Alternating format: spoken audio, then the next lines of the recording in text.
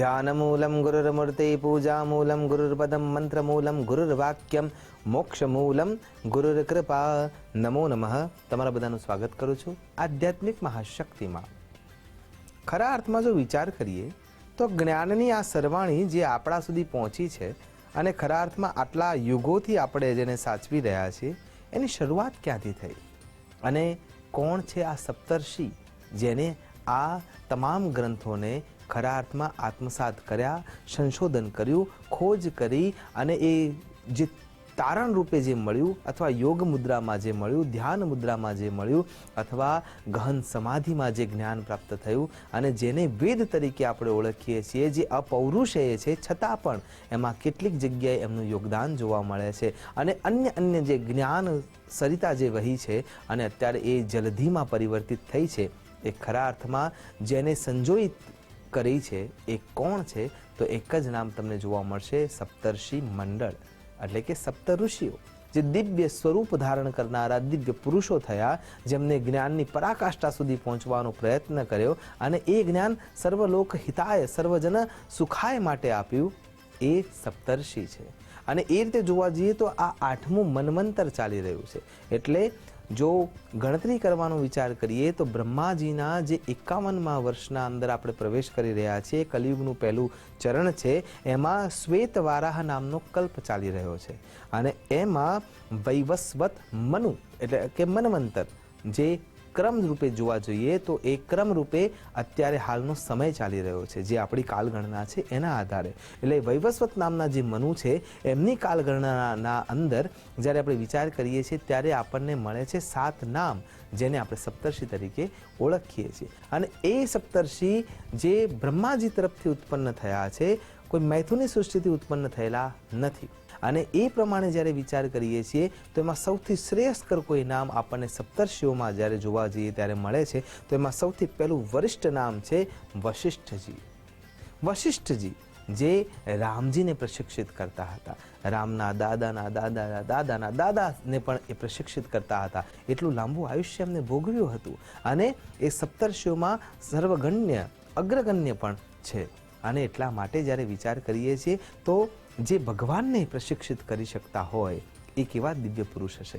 અને સાથે જ્યારે વિશ્વામિત્ર એ બીજા નંબરમાં જેમની ગણના થાય છે, એમની સાથે જો વિચાર કરીએ તો બંને વચ્ચે વિરોધાભાસ હતો કે બાહુબળથી પણ મોટું કોઈ બળ હોય તો એ બ્રહ્મ તત્વનું બળ છે અને એ જો પ્રાપ્ત કરવું હોય તો એકમાત્ર સાધન છે તપશ્ચર્યા.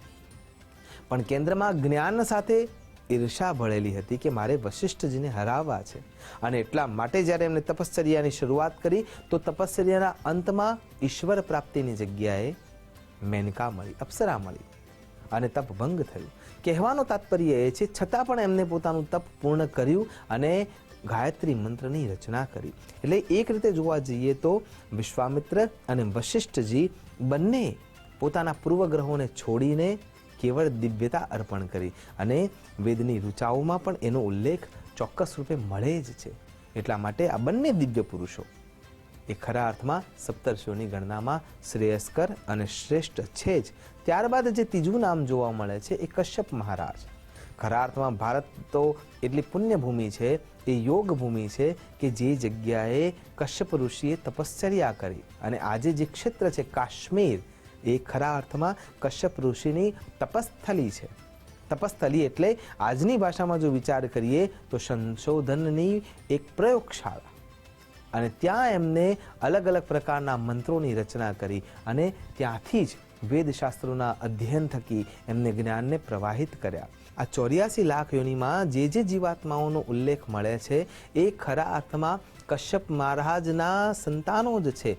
દિતિ, અદિતિ, કદ્રુ અને અન્ય જે સ્ત્રીઓ સાથે એમને જે લગ્ન કર્યા એનાથી જે સંતાનો થયા એમાં વૃક્ષો આવી જાય છે, ગુલ્મો આવી જાય છે, વેલાઓ આવી જાય છે, 20 લાખ ભાર વનસ્પતિ આવી જાય છે, કાચબાઓ આવી જાય છે, સર્પો આવી જાય છે, અન્ય પ્રજાતિઓ આવી જાય છે, મનુષ્યો આવી જાય છે, દેવો આવી જાય છે, દાનવો પણ આવી જાય છે. ચોથા નંબરમાં અત્રિ અને અનસુયા દેવીની વાત સર્વને વિદિત છે. અત્રિ ઋષિ પરમ તપસ્વી, પરમ ઓજસ્વી, પરમ તેજસ્વી અને ખરા અર્થમાં જોઈએ તો કૃષિ, આયુર્વેદ, ખગોળ અને વિજ્ઞાનને સાથે ધર્મને જોડવાનું જે કામ જેને કર્યું એ અત્રિ મહારાજે કર્યું. અત્રિ મહારાજે આ પૃથ્વી પર જેટલી કૃષિ પેદાશો થઈ રહી છે, એમાં જે પરિવર્તનો થઈ રહ્યા છે, એના સૂત્રો એમને શોધ્યા છે. ખગોળ, કૃષિ, આયુર્વેદ, આ દરેક ક્ષેત્રમાં, વિજ્ઞાનના ક્ષેત્રમાં પણ, અને વિજ્ઞાન સાથે જે ધર્મનું પોષિત ક્ષેત્ર છે એમાં પણ એમનું યોગદાન રહેલું છે. આગળ જો વિચાર કરીએ તો અત્રિ મહારાજ પછી જે 5મા નંબરનું સ્થાન જોવા મળે છે એ ગૌતમ ઋષિનું છે. ગૌતમ મહારાજ, એમને જે મહર્ષિ ગૌતમ છે, એમને પણ આ પૃથ્વીને ગૌતમી આપી, અને એ ગંગાથી આજે પણ લોકોનું જીવન ઉત્તમતાને પ્રાપ્ત થઈ રહ્યું છે. તો આવા દિવ્ય પુરુષ એટલે ગૌતમ ઋષિ, અને એ પણ પૂર્ણ રૂપે તપસ્વી, મંત્ર દ્રષ્ટા, જેમને મંત્રના અંદરના જે સૂત્રો છે એને સંશોધિત કર્યા અને એ શું કહેવા માગે છે એ ખરા અર્થમાં સમજાવ્યું. એનાથી આગળ જો વિચાર કરીએ તો ન્યાય દર્શન અને સાંખ્ય દર્શનના પણ એ પ્રણેતા રહ્યા છે. ખાસ કરીને ન્યાય દર્શનના તો પ્રણેતા એ જ છે જ. અને એ ન્યાય અને નીતિ કયા માર્ગથી મેળવી શકાય અને પાલિત કરવાથી શું લાભ થઈ શકે છે અને કેવી રીતે પાલિત કરી શકાય અને કરાવી શકાય, એની જો ચર્ચા જો શીખવી હોય તો ખરેખર ગૌતમ ઋષિની જે બતાવેલા માર્ગની ન્યાય દ્રષ્ટિ છે એના થકી આપણને મળી શકે છે. ત્યાંથી આગળ જો વિચાર કરીએ તો વિદમહે જે જામદગ્નિ છે, જે કે જમદગ્નિ ઋષિ છે, એ જમદગ્નિ ઋષિ પણ પૂર્ણ રૂપે તપસ્વી, અહિંસક વૃત્તિવાળા. જ્યારે સામેથી એમને તપશ્ચર્યામાં બેઠા હતા અને જે સહસ્રાર્જુન છે એના સંતાનો મારવા માટે આવે છે તો પણ એ સહજ એનો સ્વીકાર કરી લે છે અને મૃત્યુને વરી લે છે, પણ સામે પ્રહાર કરતા નથી. એવા દિવ્ય પુરુષ એટલે જમદગ્નિ ઋષિ. અને જમદગ્નિ ઋષિના સંતાનમાં જે 5 સંતાન થયા, એમાં સૌથી નાના સંતાનમાં ભગવાન સાક્ષાત આવેશા અવતાર રૂપે પ્રગટ થાય છે, જેમનું નામ છે ભગવાન પરશુરામ. તો જે ભગવાનને પુત્ર રૂપે પ્રાપ્ત કરી શકે એવી ક્ષમતા જેની છે એ જ ખરા અર્થમાં સપ્તર્ષિ તરીકે ઓળખવામાં આવે છે. ત્યારબાદ આવે છે ભરદ્વાજ ઋષિ. ભરદ્વાજ ઋષિ એટલે જેમને વિમાન શાસ્ત્રની શોધ કરી. પહેલાથી એવું માનવામાં આવે છે કે વેદોના અંદર એ ગાથા હતી જ, એ સૂત્રોને જ્યારે અનુશોષિત કર્યા છે અને એ શોધન પછી જે ગાથા તૈયાર થઈ, જે સૂત્રો તૈયાર થયા, જે ટેકનોલોજી તૈયાર થઈ, એના જે પ્રણેતા છે એ ભરદ્વાજ ઋષિ છે. અને સાથે સાથે એમને ચિત્રકૂટ પર્વતના ક્ષેત્રમાં રામજીને માર્ગ દેખાડવાનું પણ કાર્ય કર્યું છે.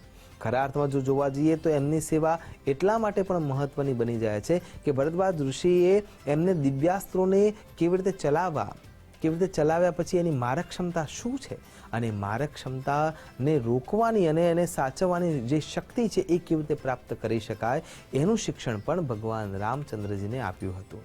અને એ રીતે જ્યારે અન્ય નામો જ્યારે મળે છે, કર્તુ, પુલહ, પુલત્સ્ય, અંગીરા, મરીચી, અત્રિ અને અંગીરસ, આ તમામ જે દિવ્ય પુરુષો થયા એ બધા સપ્તર્ષિના તોલે જ છે. પણ જ્યારે આ મન્વંતરની વાત આપણે વિચારીએ છીએ ત્યારે આ મન્વંતરમાં આ સપ્તર્ષિઓનું નામ મોખરે જોવા મળે છે. અને સપ્તર્ષિ જે આકાશમાં વાયુમંડળ છે, એ વાયુમંડળના અંદર જે તેજોમય છે એ વર્ષ દરમિયાન એ જ અવસ્થામાં ફરતા રહે છે.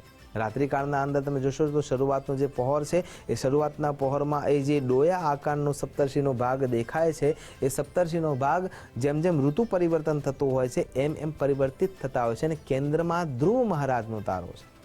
એ ધ્રુવ તારાના કેન્દ્રમાં એટલા માટે રાખે છે કેમ કે ત્યાંથી સ્થિરતા મળે છે, અને સ્થિરતા સાથે જ્ઞાન પ્રાપ્ત કરવું એ કાર્ય સપ્તર્ષિઓનું છે. આશા કરું છું ભગવાન શ્રી હરિનારાયણની અનુકંપા પ્રાપ્ત કરીએ, પોતાની જાતને તપસ્ચિત કરીએ અને ખરા અર્થમાં શાશ્વત ધર્મનો સ્વીકાર કરીએ. નમસ્કાર. અસ્તુ સદા શિવોહમ. નમો નમઃ.